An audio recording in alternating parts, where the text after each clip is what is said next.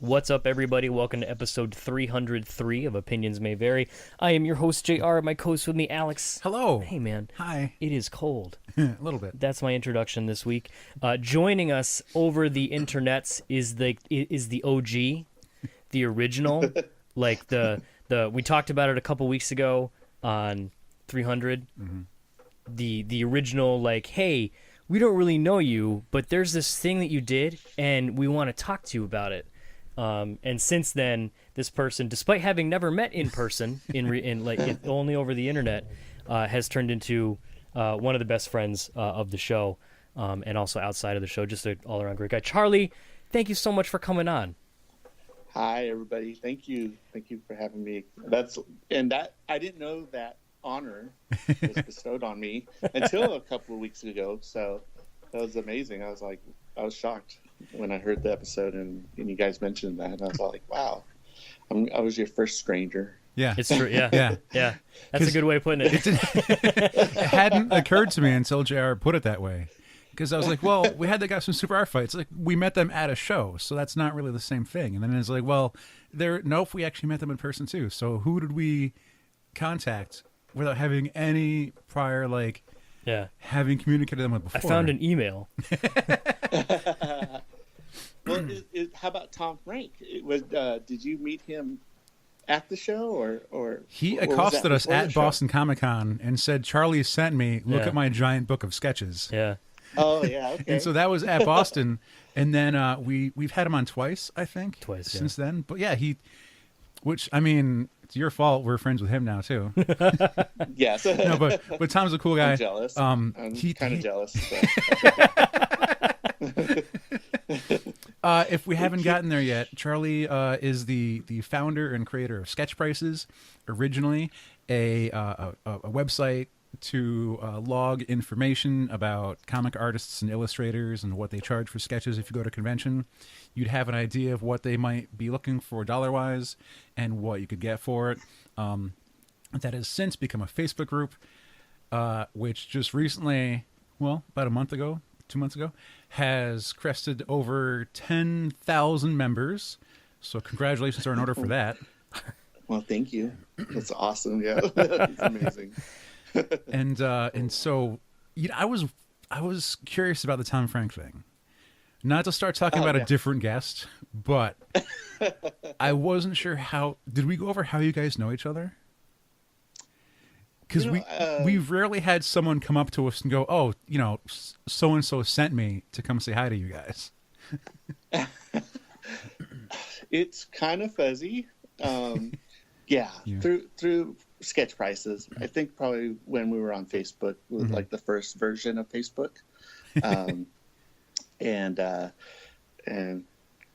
that time, I was, kind of by myself doing it, right? Getting people emailing me information and images of what they've gotten at the conventions, and so we probably connected that way, and just found out that we were going to the same convention. I'm gonna stop talking about Tom in 1 second, but Okay. so he has all his giant books of evil giant robots. And the knowledge this man has about artists and sketches, like I'll point something out to him. He goes, "Oh, I already have like 3 pieces by them," and I go, "Oh, okay." But recently, he revealed that one of his artists lost one of his sketchbooks. Yeah. Because he'll Right. mail them one of the books, and they'll draw on it and then send it back, or he has friends or companions who live on different parts of the country or the world and mail them he had a book traveling through Japan for a few months. and so he said it's a shame he lost. I don't remember which book it was. It might have been number 2. I think it was the first one, actually. Number 1, that makes sense. Yeah. And it was a real shame because there's artists in there that he can't get new sketches from. And I contacted, and I posted, and I was like, I give you a lot of credit because you're not calling out the artist who lost your book, and I wouldn't have as much restraint. Yeah, I wouldn't have the same restraint. And he messaged me to tell me who it was, so I'm not going to throw him under the bus. But good news, they found the book. What? Yeah, that's They awesome. found it, and they'll get it back to him. And like he already started trying to fill in, the people that he missed, because the ones that he got to replace from the Lost Book, he's like, well, they're already better. Right. And so he kind of doesn't mind, but it's just such stress to. Oh, I couldn't imagine. But Anyways, Charlie from Sketchprices. I just recently used the group a couple weeks ago. It worked out really well for me. And so I'm going to give, if people don't really understand, I mean, we've had 3 episodes now, at least. yeah, 2 or 3. at least. If you're not caught up, because there's a good space in between them. But Sketchprices is a website, or now it's a group on Facebook. You can join, and you can look up some of your favorite artists or artists who are going to be at a show you're going to be at, and you can do a search for their name and then see what they're charging, because everyone on here are fans of art and of illustration and artists, and they like to brag about what they have. So they'll post a picture and say, this is my Tim sale, I got it at this convention, and here's how much I paid for it. And now everyone can look at it and go, oh, okay, like if I want a Tim sale, I know what to bring to this convention now. Because it's a reference. It's not like a solid, like, this is exactly what he's charging forever. It's like, no, this is what you could probably expect to pay. Ryan Ollie might be doing $80 headshots or torsos or, whatever. And so knowing this and like having contributed a couple of times in the past, and I went to my local auction around the corner, and it was a comic and toy show that day, and there was one original art page and there was one sketch page, or like a commission, and it was like a torso of the Punisher, and it looked really good, and I got up on it to make sure it was like pencils and ink and it wasn't just a print of some kind, and I saw it was Mike Zeck, because from when I was at Boston Fan Expo last year, I had him sign some of my Spider-Man issues, because he did the Kraven the Hunter miniseries. And he signs everything Michael Zeck. So everyone calls him Mike Zeck, but he signs it Michael. And I was like, this looks pretty legit. I'm going to go home, hop on Sketchprices, and see what, similar sized, styles go for. And in that way, when I went back to bid, like, I knew where my value would be. Right. And it's an awesome piece, by the way. And if you join up and like you start posting, and like you'll see Charlie around. Charlie frequents the site. It's not like he like started and then just bailed and left. Like, he pays attention. But yeah, it's a really nice Mike Zeck Punisher, and I bid $160. From what I saw on Sketchprices, sketch covers were going for about $150, and they were usually mostly headshots. And some people are saying, well, from this point, he doesn't really do many sketches anymore, or commissions. And if he does, they're only headshots. So getting a torso is pretty nice. And then someone else was able to point out what time period like it was from, because pre-90s, I think, he used to sign his name differently. And there was an example of that. And then they're supposed to say, yeah. Because he used to sign Zeck like in a circle kind of font. It's weird. But seeing other comments go, oh, that's a great grab. That should be a $300 to $400 piece, and you got it for less than half that. And I was like, really? And so and this kind of thing helped me realize, just the knowledge that this group has cultivated, and just so many people who can contribute so much.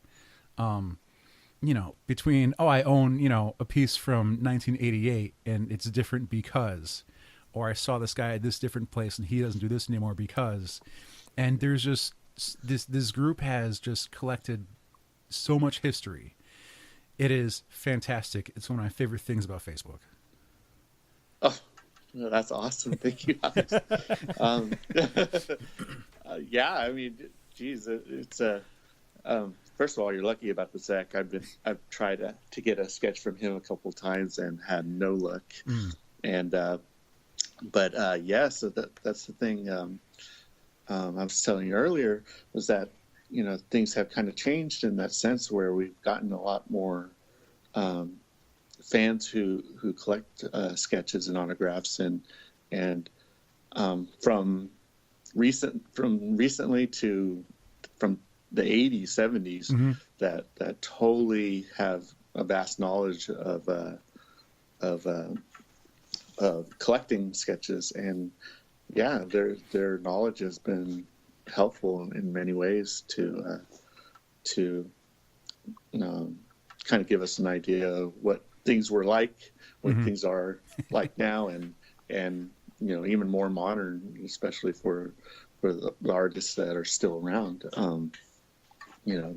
They help contribute to that knowledge, and actually that's something that honestly what you just said that's one of the things that you kind of discover with everybody that's on that site, because there are so many vast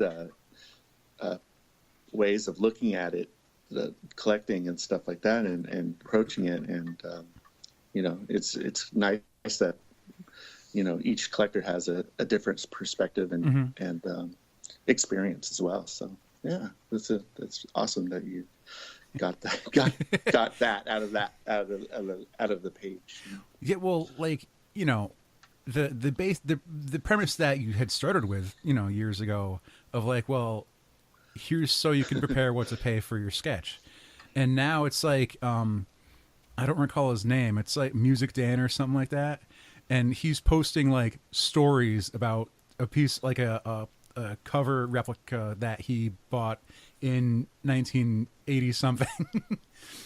And like 80 something stories of like, oh, the year was this, and it was Heroes Con. I was like, one of the first years of the con. And I'm like, what? And it's just fun reading through. It's like, and for brand new collectors who just discovering, like, you can go to a convention and not buy an autograph from a celebrity. You can actually pay the guy who draws Batman to draw Batman for you and then put your name on it. Like it goes a lot deeper than that. And it's really fun to look into. Exactly. And it's also fun to see, there definitely is like a kind of like territory in a way, in the sense of, there's East Coast creators and there's West Coast creators, there's creators in Canada and in different countries. And, you get to see, different artists that you normally wouldn't see in your area, and get to learn more about them. And that's another cool thing that, kind of reaches out to different areas of the world even, and you get to see what artists are doing, and you get to learn more about different kinds of artists that are doing things on the East Coast, maybe if we're talking about the States versus the ones that are on the West Coast. Kind of thing.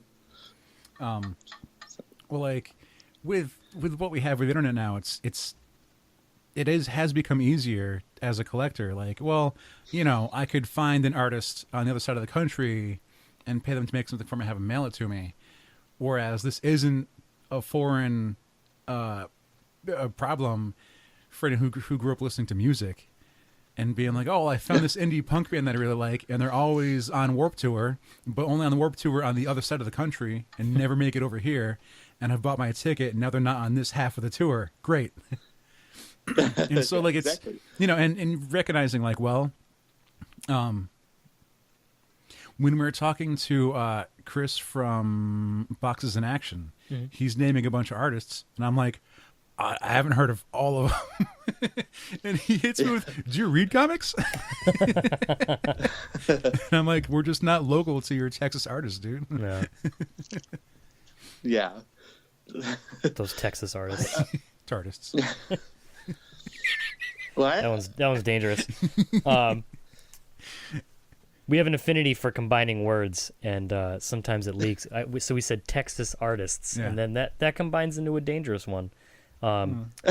Anyways, so Sketchprices now over 10,000 strong, 10,132 members as I'm currently looking at it. What, Charlie, what do you attribute to the success of Sketchprices. I mean, you guys hit 10,000 a couple weeks ago. You said, Alex, something like that. Like, and it's already, you know, speaking from like OMB terms, we've been doing this 5 years and we have a couple hundred. And since you know, you've already hit another 132 since the 10,000 announcement, which looks like was 2 weeks ago. So what do you attribute to the growth of Sketchprices in general? Is it how do you see that? Well, first being on this podcast, you know, obviously. Yeah, that probably got like two or three. So Yeah, at least 4. it got Brett and and Brett's a legend, you know, of course.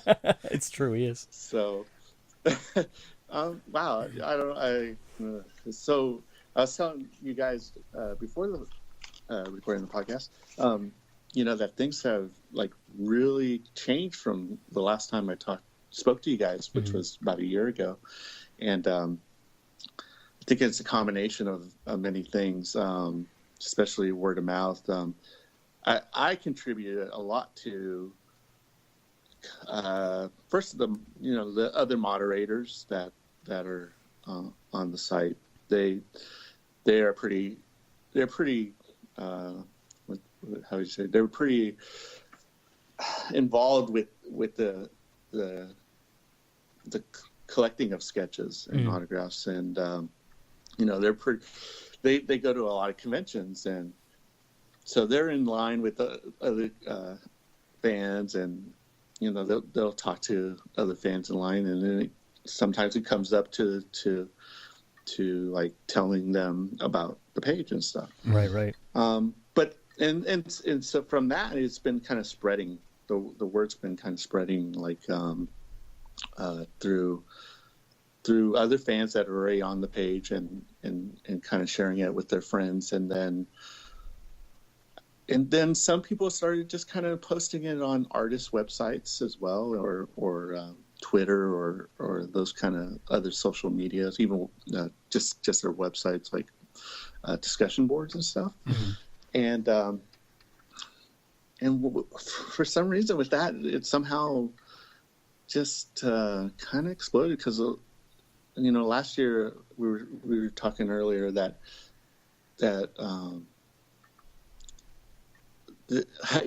Alex asked me last year about how you know, what artists are on the page, you know, and I really couldn't name one. I didn't know who I could name, and now, you know, we have, somehow the artists have found out about the page and are actually joining the page and being involved with it. And, right.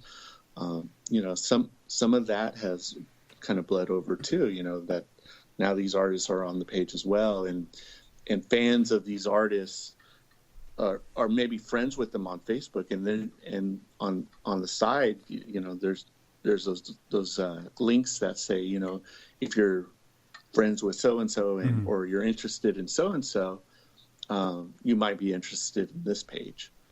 And so the combination of hobby, fans and friends, I think they're kind of connecting and funneling people to our page. And yeah, it's been really cool that it seemed like it you know, it kind of got, the word was starting to get out through fans, through the moderators, and then it exploded to kind of going into connecting with artists and creators that are out there. So, which when that came up, we were chatting about it, and there was kind of that tone of like, this is great, it's also kind of scary. And I'll get to that in a second, because I believe it was almost a year ago, and maybe less than that, but at some point I was watching, you know, I was checking up on Sketchprices, or it was just popping my feed, and then I turned to Brett and I was like, what? Lost his name again. This happens. He's one of my favorite guys. Who's Lead Killer? Tony Moore? Lead Killer, that's Ken Lashley. Ken Lashley. And I'm like, Ken Lashley's on Sketchprices? And Brett's like, yeah, he's been there for a while. And I'm like, what? Having met him a couple of times, and like watching other people have their first interaction with Ken Lashley is hilarious, but also kind of he's a great guy, but he's a little challenging, but it's fun. He has fun with you. He's a jokester. It's great. And so, like, seeing him on there, I was like, no shit, Ken's on Sketchprices. This is awesome. And, like, he's such a fan as well. Even he'll post something he did and then go, oh, I'm going to see so-and-so at this convention. I'm going to buy a piece from him. It's going to cost me, like, he's looking to see how much it's going to cost him to buy a piece from another artist because he wants to collect as well. And it's amazing. Oh, he is definitely someone who has, like, really made things better, kind of in a way. Yeah. Oh, yeah. Because, when I originally started the page, I was hoping the original idea of the page is obviously a resource for us as collectors, but it was also to kind of promote the artists, right.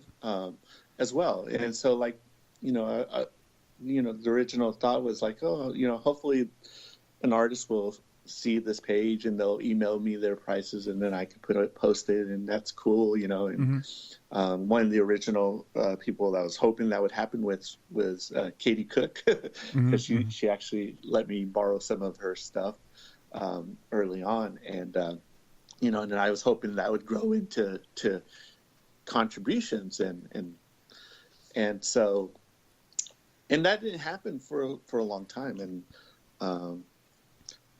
then some artists did join, and most of them are kind of like watching and seeing. But when Ken joined, exactly what you said, Alex, he's a fan himself. He's not shy either.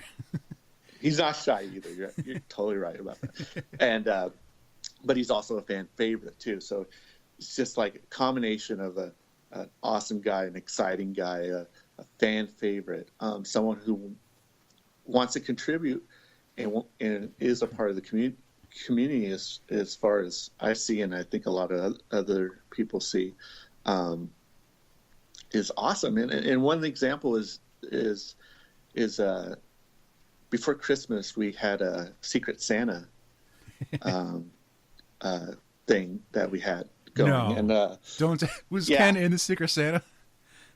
Ken was in the Secret Santa. No shit. It was awesome. Like, can you wait, hang on. Can you imagine?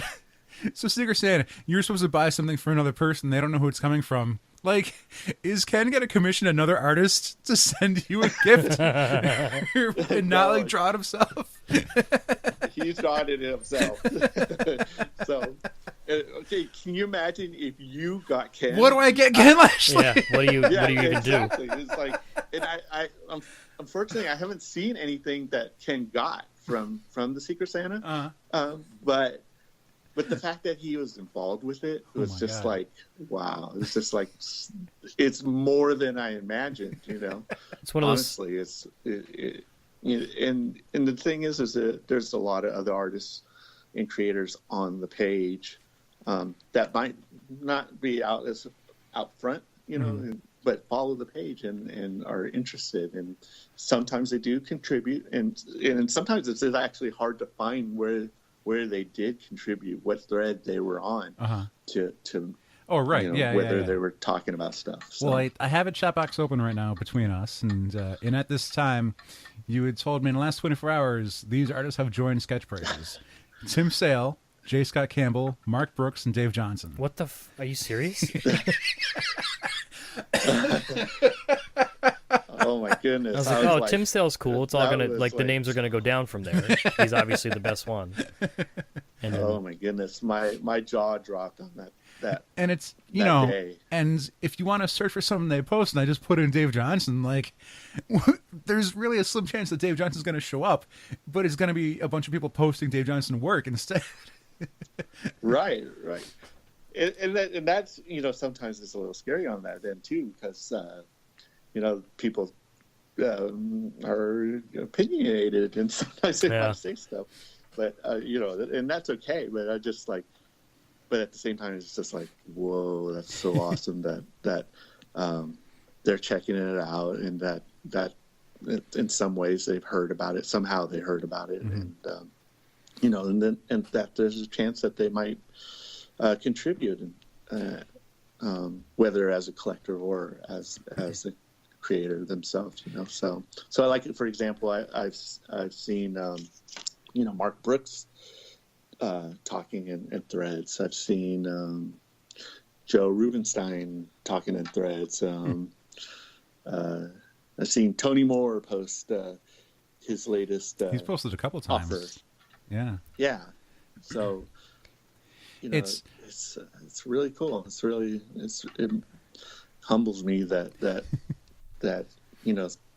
they're comfortable enough to be a part of the group and contribute and be and connect directly with the fans who are interested in what they do. So. Right. I do want to say, I know I've already congratulated once, but I'm going to do it some more because I feel the community has gotten to a really good place right now. I want to give a shout out to you and your moderators because you developed like a policy, and there's a pinned post of rules, and there's just you kind of the community expresses a way that you would like to react to things, and there's things that you prefer over other posts, and there's a real urge to try and keep everything positive. And I think there might have been an instance or two where someone's kind of been weeded out, and it's like maybe this group isn't for you, and that's okay. Let's all just move on, because it's been a very welcoming place, for the most part. And when someone posts something, they're posting because they're proud of it, and they don't want to hear someone go, "Oh, you paid that much for it." It's like, well, you can keep that to yourself, maybe. And or Right. even if it's not like criticism, it's maybe someone will be questioning, like, did I pay this much? Did I get a fair item for what I've spent? Or sometimes someone will have a criticism of the art itself. And so there's been it couldn't have been easy, but there's been a development of how the members treat each other, and where it seems to be at now, everyone's a fan, and the creators themselves could get involved without being attacked or criticized, or it seems like a comfortable place. Thank you. Yeah, and I give more credit to the guys who help moderate the page. Or admin the page. They're definitely stick to their guns, and sometimes it's an easy decision. Sometimes it's something that we discuss between each other when it comes to good and bad, and and we try different things. And if we need to adjust, we adjust. We try to be communicative to everyone about like what changes have happened, or maybe we need to communicate like, well, thank you for sharing something, but can you please give us more information about it, kind of thing. Mm-hmm, mm-hmm. So yeah, we definitely, I'm sure many people have on Facebook have been a part of groups, and there's different ways of handling things and stuff like that, and we just try to make an effort to keep it as a positive as we can. Mm-hmm. Sometimes we don't succeed, maybe in some ways, but in other ways we probably succeed more than others. And it is an effort. We want to. We're fans ourselves. We don't. Honestly, we are looking at it in the same way as anybody who doesn't moderate the site. We look at it as a resource. We look at it as gathering information, learning more about it. We're not making any money. We're not doing anything to be controlling or to do anything that's negative. Mm-hmm. We want to be a part of the community, and we want it to be fun for everyone. So, and especially the fact that we have whether it's fans or the artists or creators, we have this like great, like you were saying, great community of people who have tons of knowledge in the hobby, from both sides of the table, basically. And it's pretty cool that we can bring that together, so that we can see it from both views, from our view and from the creators' views. Yeah. So, which if it was a place where like a lot of, I'll say trolls were to accumulate, then it would be a place where an artist just wouldn't want to get involved. Yeah. It'd just be a waste of their time. Yeah, it would just be like any other denizen, any hive of scum and villainy of the internet. Exactly. I mean, it's really neat. Like just looking, like I've been scrolling the page, intermittently, just as we're talking, looking at all the different things. And one thing that, aside from the fact that it seems to be a very positive environment. One of my favorite parts is you see, and it happens on most posts, and it's the totally natural response too, because I think it was the first time we ever talked with you, Charlie. Like it turned into a let's show off our shit type of conversation. Okay, now look at this. Now I'm going to show you this. Like when people will post their, hey, I just got this commission done by X for X dollars. What do you like? Here's a picture of it. Mm-hmm. And then the comments turn into a lot of, hey, that's great. That's cool. But then also here's mine that I got from the same person at this year. And then it's just, it turns into here's mine. I got this 2 years ago. This was this many dollars, it turns into that typical, your stuff is really neat. Now look at my stuff too. And it's just that it's the inevitable response, the inevitable way that it goes down with these type of collectors. Everyone wants to show their shit off. I'm blanking on so many names right now. Jared, help me. Who does Keith Champagne ink over? Doug Monk. Doug Monk, thank you. What would I do without you?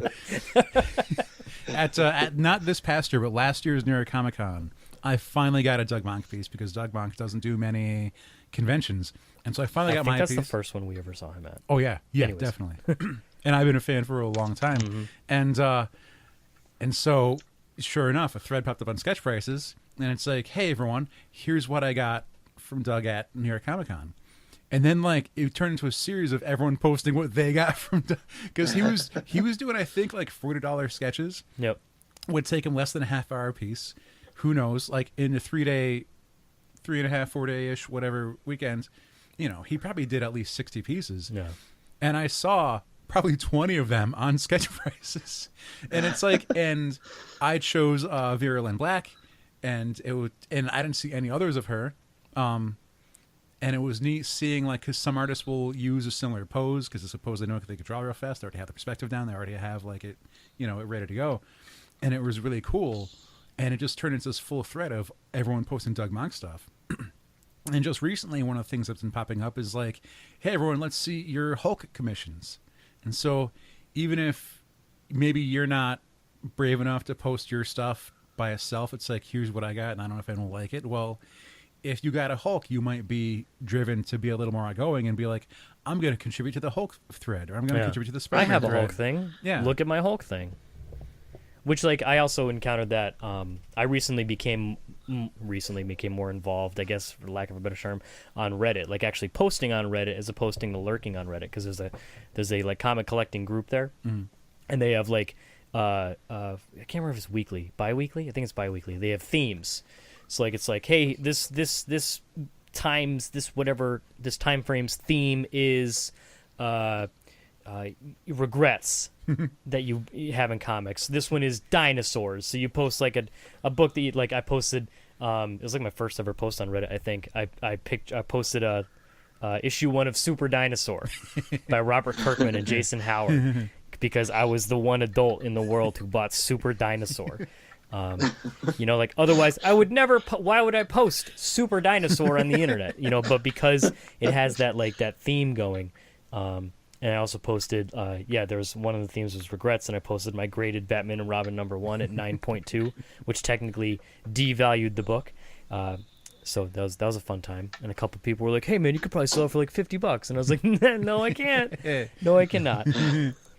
But like it is that it gives you a good reason, like, you know, because everyone wants to show their stuff off. Of course, like, Yeah. especially with sketches. Like Yeah.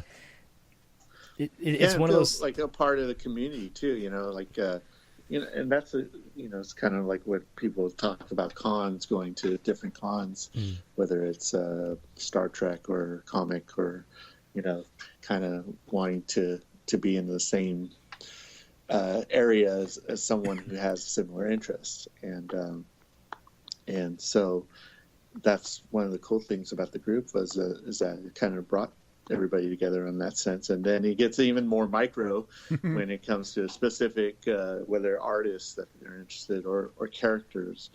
Then it becomes, even a closer, tight knit group, I guess, in a way. How about because we mentioned, like showing off and stuff like that. How's your collection been? It's been a while since we've actually talked sketches. Like, have you been actively collecting? Have you been chasing down any sort of like grail pieces or anything like that? Well, my collection has changed a little bit. I live in California, so the cost of living here has increased. So I've had to slow down myself, but I have started my own thing where I'm a big Star Wars fan. So I purchased 3 sketchbooks, and basically they're going to be titled Star Wars, Empire Strikes Back, and Return of the Jedi. Right. And what my plan is with them is basically artist choice. And so I believe my first piece that I got in one of them is actually a local artist here in where I live. And he recently joined Sketchprices, which I'm very proud and honored. And he probably has no clue that I'm involved with the page at all, but that's cool. I don't. His name is Ace Continuato, and I've seen that name. he did. Yeah, he's amazing. You should definitely check him out on Sketchprices. There's a lot of posts by other fans who've gotten pieces from him. Oh, shit. But he started off my Star Wars sketchbooks with Darth Maul. So, which was kind of funny because I really at first was not going to include the prequels. The prequels, yeah. But since I basically left it open to be artist choice, and he basically said that that's what he was most interested in doing, I just said, forget it. I'll just do the whole universe, whatever any artist feels like they want to do, what they're interested in. And so now I have 3 books. I have one out right now. Actually, I mailed it out to New York, being worked on, and I've collected maybe 2 to 3 in each book, that's basically my focus. I have a Spider-Man sketchbook as well. I because of wall space, because I'm moving recently, I had to change gears about having frames or even portfolios. Frames are tough to move. Really. Yeah, they're tough to move and display and go through kind of thing. So now that I have it kind of compact in books and kind of specific themes, I just feel more comfortable with having them, and it's just easier for me to kind of take around compared to what I used to do with portfolios and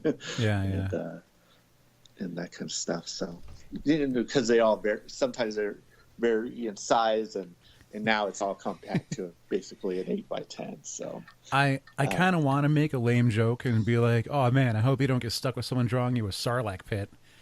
But then, I mean, it'll probably end up being one of the best looking Sarlacc pits I've ever seen. Exactly. I mean, honestly, there's been a couple artists that have just kind of gone in a different direction than I expected. Like almost kind of like gave it to him, and then I got it back, and then I see the character, and I'm all like, oh, I don't really know this character, kind of thing. But it's awesome, and it looks cool. And then I, research, I find out who the character is, what show he's on. In this case, the example I was telling you is a character from the Clone Wars cartoon series. Okay. And so it's kind of cool that it's also not the traditional Luke. That's way off of the original trilogy. Yeah. Who was it? Do you recall who? I don't have the information right in front of me, but right.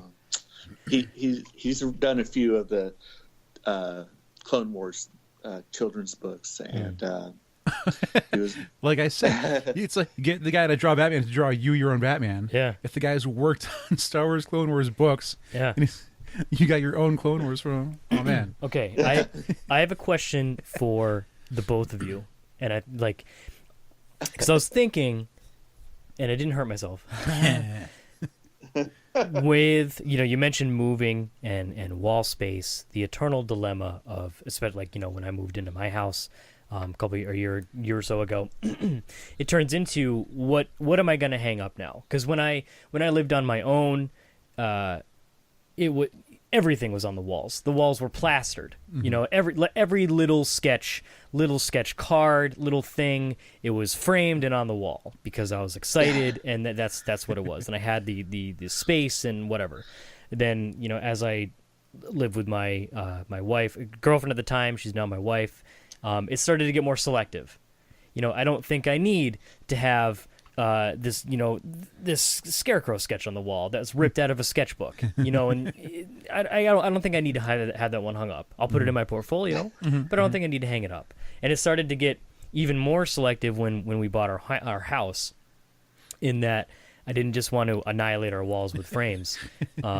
And so then it got, obviously there's the Ivan Rice, which is one of my crown jewels. I kind of just stuck to this is going to sound shitty, the higher end, I guess, for lack of a better term.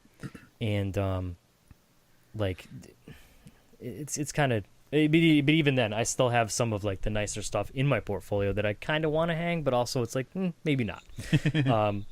But I guess that's just also, it goes to show the progression of, the collecting, because I used to be rampant with sketches. Oh my God, we're going to this con. How many sketches am I going to get? All were. Yeah.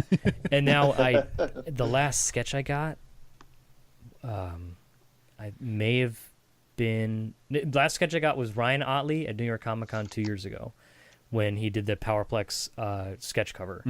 And before that, I couldn't tell you. Maybe George Perez. I'm not sure. My very last sketch that I got, besides one I'll show you later, was actually a tip that someone posted to Sketchprices, because one of the Jasons, not Jason Fabok. God, he's amazing. It might have been, but they were doing a holiday sale, and so I jumped on the holiday sale, and it was $30 for a torso, right, or bust or whatever. And I ended up getting 3 of them. No shit. Oh, wow. And then I posted all 3, and I was like, I can't pick just one, so I wanted to do me a Lobo, a Nick Fury, and a Sentinel. Right. So if you look up Alex Squires and Sketchprices, those 3 will come up. You know what? I'm just gonna pop that up. But my question after that enormous introduction, my question is, hypothetically, what is the one, and this is for the both of you, Alex and Charlie, I mean, what is the one sketch that if you had to choose, hey, we just moved into a new house or whatever, what's the one sketch that would never leave your wall? It's not even a second thought. Obviously, this is going to go up on the wall regardless of how I feel. Is there that one, not necessarily your most expensive or crown jewel, but the one thing that you just it always needs to be displayed? I'll let Alex answer that first. Matthew Fletcher. That was Matthew Fletcher, by the way. They were $25 a piece. Matthew Fletcher did the 3 that you got. Yeah. I'm gonna sentence it real quick. One that won't ever come down. There's always going to be a spot on your wall for it. I think it might have to be my Nick Fury. Not the George Perez one. Not either of them. Tom Rainey? Yeah, the Tom Rainey. Really? Yeah, Really? because that was like one of my first ones. Was it? Yeah, that was like one of my first sketches, and it's just a headshot, but like it's so detailed. It's real crisp. And the eye patch is good. His face is like riddled with scars and Clint Eastwood lines, and it's like just the man, like he's lived through cold showers and pain, and this is where he's at now. It's great. Yeah, so it's a Tom Rainey Nick, and it's small too. It's a square frame. Won't take up too much. It's like less than 10 by 10. So, did you get it? Cool. Mm-hmm. Mine would be actually one that's kind of a cutie one. It's by an artist from the Bay Area. Her name is Karen Jimbank. I'm screwing her name up so bad. Anyways, I bought at the convention, the WonderCon convention, one year. I was looking for a present for my wife, and she had done a sketch of Wonder Woman kissing Batman, and shows Wonder Woman that's very cutie pie kind of pose, and then it has Batman in a way that he's sighing like a oh boy kind of thing. But you could tell Batman's appreciating it still. Anyway, yeah, that for some reason that has actually caught on with like, for example, wedding invitations, and recently I caught it in my hometown of all places. I caught a sticker of the piece on someone's car.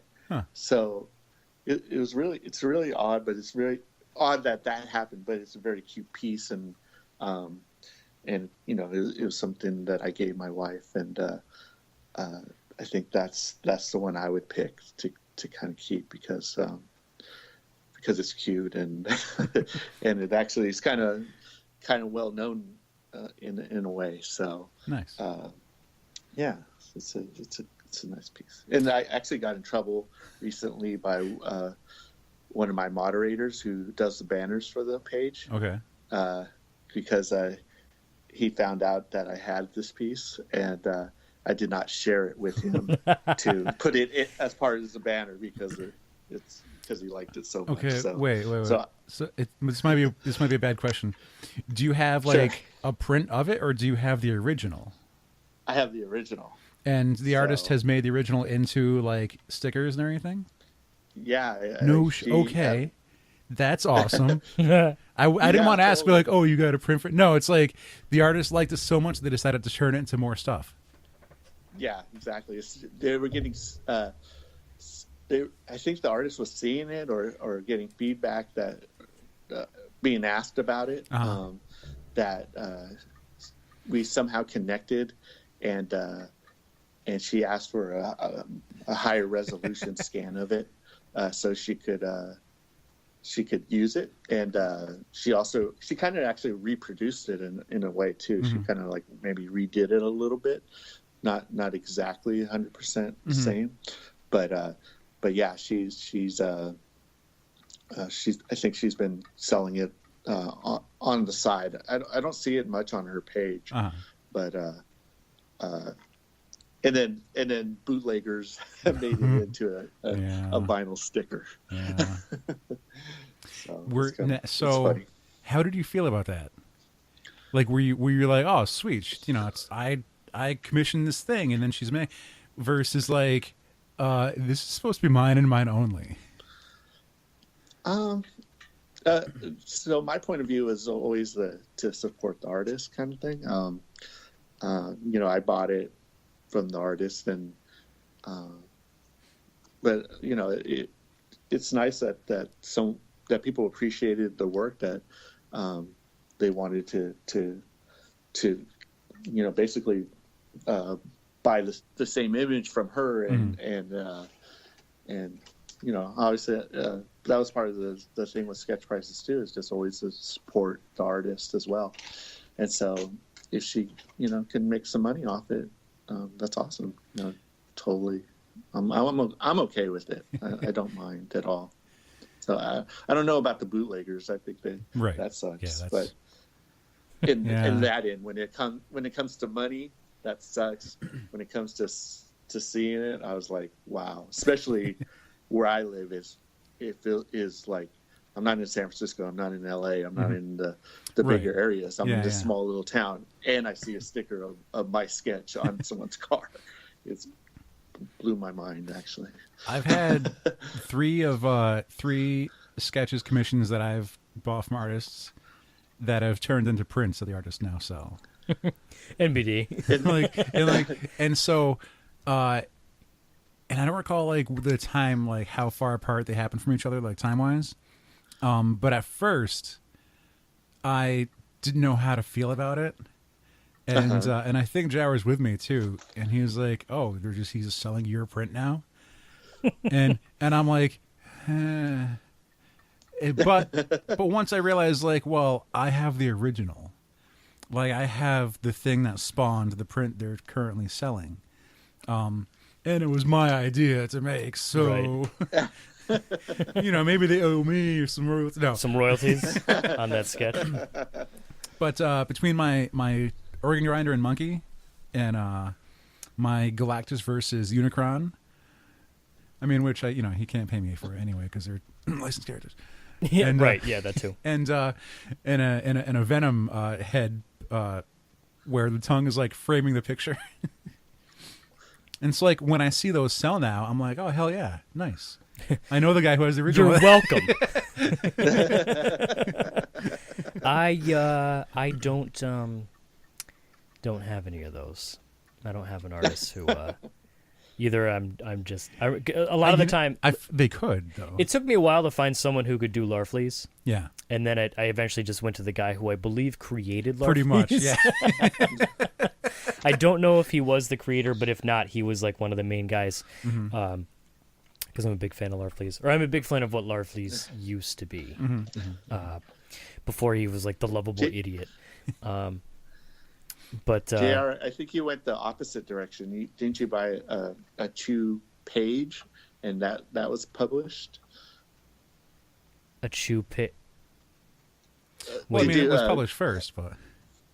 Yeah. Oh yeah. I bought some original art. Actually, there's one instance where, and I guess it's like an offshoot. You actually popped the idea in my head, Charlie. One of the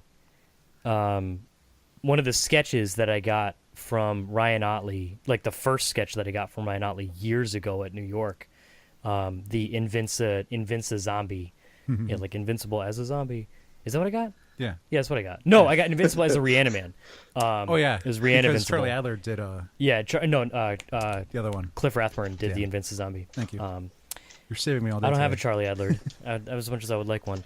The Reanivincible that Otley did for me wound up in his latest hardcover sketchbook. Really? Yeah. Oh, you finally joined the club. Shut up. That's enough out of you. Awesome, see? Because my Alan the Alien as Cyclops made it into volume 9. Was it 9? Invincible Ultimate. I can't remember. I thought it was 11. No, it was 11 is the most recent. 12, 11 is out. 12 is not out yet. Ali posted a progress picture of the cover the other day. But yeah, I guess that's my only contribution. Because like every time, because you get like the hardcover Invincibles and like a flip through the back. I got really angry when I saw yours too. I got pretty pissed. But I did that's like the one thing that I've done, aside from the original art pages, which used to be gloriously mounted on my wall, and then like one night randomly it was like 2 a.m, and I was like, oh my god, I don't know if these are acid free frames. I don't know if this is like glare, and I was like, oh, I'm ruining these pages, and I'd like rip them out of the frames and put them in my portfolio, and for no one to see. How are we on time right now? Huh? How are we on time? We're just about out. We're at 56 minutes. All right. Well, Yeah. there's two things I want to get to still. We'll get to them. All right. I didn't know if I want to skip one or we'll go a little over. Just do it. I'll do it for Charlie. This has been the fastest hour of my life. Thanks.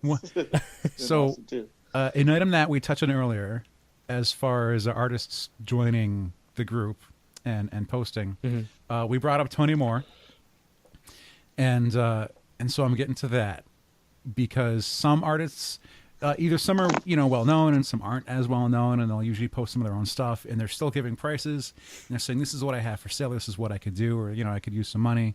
And so they're still following the Sketchprices guidelines, and then a lot of them even say, like, if this isn't up to guideline, just go ahead and take it down. It's cool.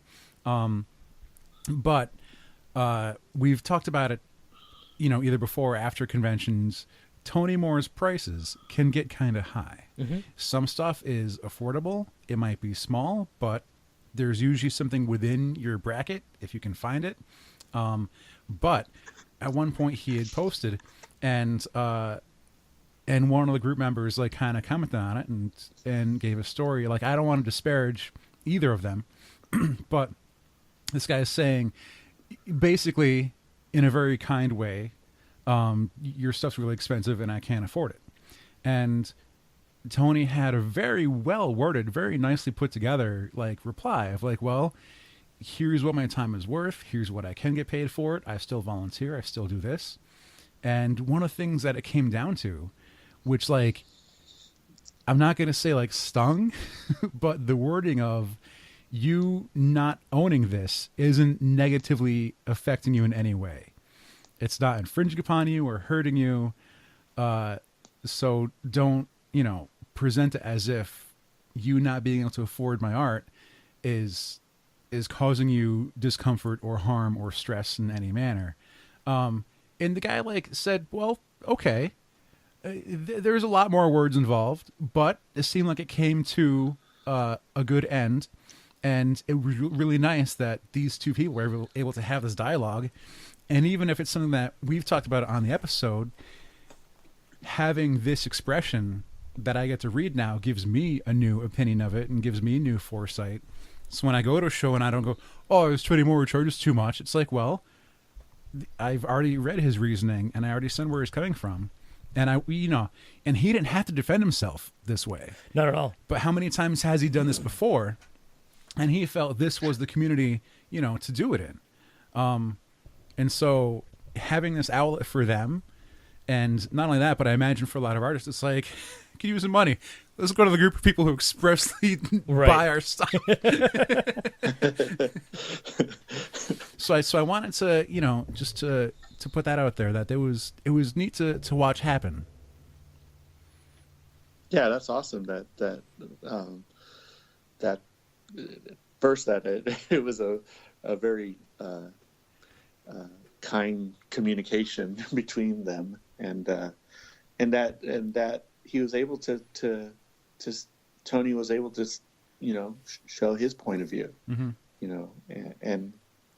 what you said is it makes sense, and and that's cool that he said it that way too.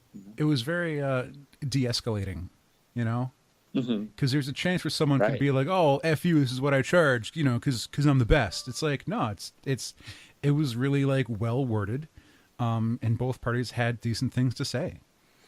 And even awesome. like Tony ended it with, even if you can't afford my stuff, there's lots of other up and coming artists who someday will be as good as I am or as big a name as I am, and you can get their stuff now for a price that's reasonable to you. So even then, he's still promoting, the up and comers. Yeah, that's awesome. Which is so. I'm not sure where else I would have been able to see this. If this is like an interaction that Tony has on his own, fan page or Instagram or anything like that, but it's a nice part of the community. The other thing I wanted to get to was your, what was it? The 10,000 members contest. Oh yes, The raffle prizes. Which is there a list of what's actually contributed? Because I've seen pictures, But when I go, Yeah. is that Jay Lee? Like, I haven't seen a list of Oh, who the actual all the artists are. Because I look at it and I go, is that a list. Babstar? There is I have a list in front of me actually, in case it did come up, and you're like, so far you're totally right, Alex. So we are trying to raise money for the Hero Initiative. It's a group that's always been a part of Sketchprices that I always try to push to fans towards. It's an organization that helps comic creators in need. I think whether it's they're working or after they've been working in the industry. And last year we tried to raise some money, and we were at a little bit under $1,000 that we raised. Mm-hmm. And basically what we did was donated artwork out of our collection, our own personal collection, to help raise this money. And when I say we, as the moderators and I of the page, Sketchprices. And so this year we made an effort, especially with hitting the 10,000 members milestone. We just went ahead and kind of copied what we did last year and offer some sketches. So some of the sketches that we are giving away is a Venom by Jay Lee, a Scarecrow by Robinson Rocha, Emma Frost by R.B. Silva, Doctor Strange by Thomas Boatwright, and we have a page, Batman Shadow of the Bat prelim, issue 44, page 4 by Barry Kitson, and we have a Deathstroke by Steve Irwin, and then we have a couple of bundles like of sketch cards, and we have a DC one that has Stuart Sager, Babs Tarr, J.P. Wilson, another mix of Marvel with Steve Irwin, J.K. Woodworth, and Chris, I didn't say his name wrong, Girosso. Chris Totally Geruso, screwing I that think up. that's how I've always Yes, said it. Yes. Yes. Jaroscurio? Okay. And then the last set is a mixed bundle, which has Matthew Clark, Tony Moore, and J.P. Wilson. And so to enter, you just need to basically donate $2, at least $2, or purchase items from Heroes Initiative. And so for every $2, you'll get an entry to the drawing. If you spend $10, you get one free entry. And if you spend $20, then you get two more free entries. So $20, you get 12 entries. So, Right. So just provide proof of, like a screen cap or whatever of your receipt or something like that, right? Right. Yeah, from the Heroes Initiative. We're accepting entries till January 16th. So it's really, hopefully you were impressed by that list of artists. Well, just looking at some of the, I was like, yo, and Jai Lee? Yeah, It's pretty tough to get. Just I'm all can I please? Can you enter your own raffle? And get into this drawing? Yeah, exactly. And winners get to pick. So even if you have one in mind, if you're not first, you still might get it because someone might pick something else. So there's that. Right. Yeah. So, and in case anyone doesn't know, Here's Initiative. Artists or creators who've been doing this for years, they didn't have the same contracts now for, say, independent creators, for image and creator owned properties as they did 30 years ago. Whereas I'm gonna not remember his name. I've been bad at names all day.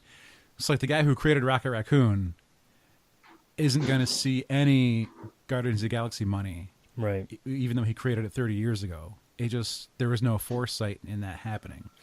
And so any of these artists who, have been working in the industry and are names in the industry, but have run on hard times, they don't have royalties built up, or they didn't get insurance while they were at the company, or a retirement fund or anything like that, they might be struggling. And so Hero Initiative will step in to help them out. So it's a really good cause to contribute towards. Totally. And Awesome cause. even aside from entering a drawing for some of these prizes from Sketchprices, it's still a nice thing Yeah. to, if you, sometimes there's a booth at a convention here or there, stop by and say hi, see if you can contribute something to them. Occasionally, artists will have a tip jar out instead of charging for a signature. There'll be a thing of like, I don't charge for signatures, or you could just contribute something to the Hero Initiative. Which is a really nice thing that we see people do. I know Ken's had that jar out in the past at New York Comic Con. Ken Lashley. Oh, yeah. We're on a first name basis That's now, by how- the way.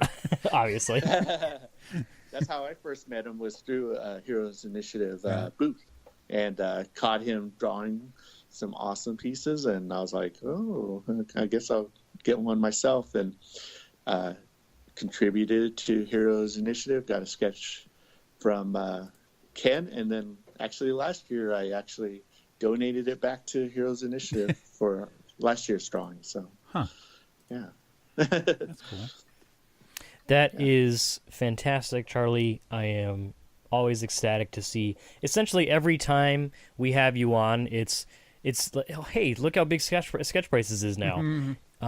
So to hear that the growth and success of the page only continues, not only with all these members that you have and the community that you've put together with your moderators, and also the contributions by the actual artists themselves. It's just fantastic. I can't wait to see what happens when we talk to you next. It's one of those things, like it's fantastic. And if they haven't gotten enough yet, I do want to give a shout out to your admins and moderators for what they do, for paying attention and keeping track of what's going on and answering questions or whatever. And there's, not recently, but a while ago, I've seen like threads get kind of lengthy, and it's really just gotten repetitive. Yeah. And they'll shut down comments and be like, it just basically comes down to, I think we've said all we're going to say about this.